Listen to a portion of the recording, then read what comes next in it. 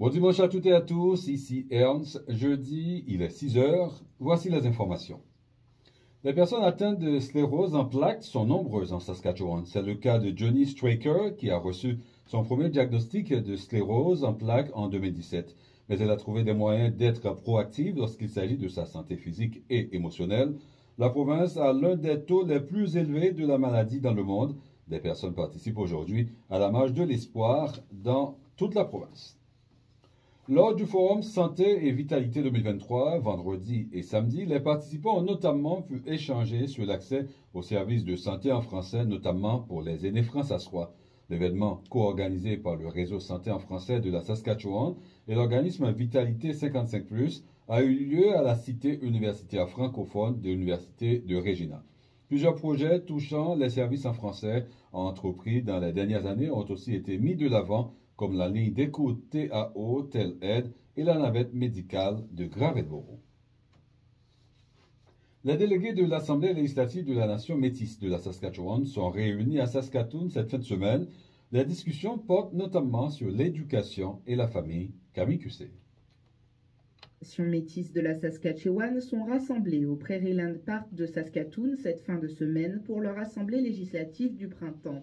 À l'ordre du jour, le projet de loi 192 concernant les enfants, les jeunes et les familles autochtones, mais surtout les négociations pour un accord sur les récoltes des métis de la province. Le président de la nation métisse, Glenn McCallum, croit qu'un accord pourra être signé avec le gouvernement provincial d'ici cet été. Il explique qu'il y a près de 85 personnes qui sont venues de partout en province pour l'Assemblée. Glenn McCallum affirme que des discussions ont lieu au niveau provincial concernant plusieurs domaines. Cependant, il pense que le travail commence avant tout au niveau de la gouvernance de la nation métisse de la Saskatchewan. Selon lui, il y a du travail à faire avant de collaborer avec ceux qui veulent apporter leur soutien. Les résolutions de l'Assemblée législative seront prises dimanche. Ici Camille Cussé, Radio-Canada. En Alberta, des mesures pour rendre l'électricité plus abordable causent une mauvaise surprise pour bon nombre de clients qui doivent maintenant rembourser une dette différée. Les consommateurs auront besoin d'une aide gouvernementale accrue, selon les experts, d'autant plus que les prix de l'électricité albertaine devraient à nouveau augmenter cet été. Les détails de Joël Bouchard. Professeur en économie à l'Université de Calgary, les mesures adoptées dans les 20 dernières années par les gouvernements provinciaux n'ont pas suffi pour aider les consommateurs à faire face au prix élevé de l'électricité. Cette année, le gouvernement provincial a plafonné les tarifs d'électricité réglementés pour le premier trimestre, mais les frais qui surpassent ce plafond doivent maintenant être remboursés par les consommateurs sur une période de 21 mois. Blake Schaffer explique toutefois que les prix élevés durant cette période ont engendré une facture différée de 200 millions de dollars.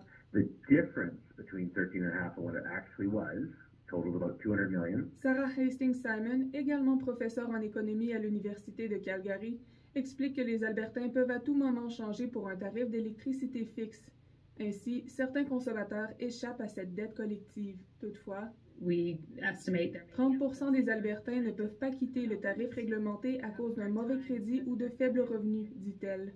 Pour l'instant, les clients du tarif d'électricité réglementé ont une augmentation de 2,5 cents par kilowattheure sur leur facture, un montant qui pourrait augmenter si d'autres personnes optent pour une autre tarification. Ici Joël Bouchard, Radio-Canada.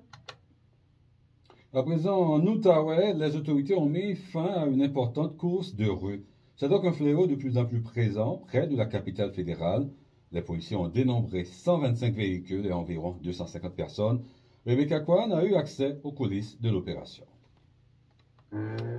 Les courses de rue, le service policier de la ville de Gatineau veut y mettre un frein. On a l'impression qu'on est dans un environnement contrôlé, mais la vérité, c'est qu'on ne sait pas ce qui peut arriver. L'agente André East est relationniste pour le service de police de la ville de Gatineau. On comprend que ces gens-là, c'est des amateurs de véhicules.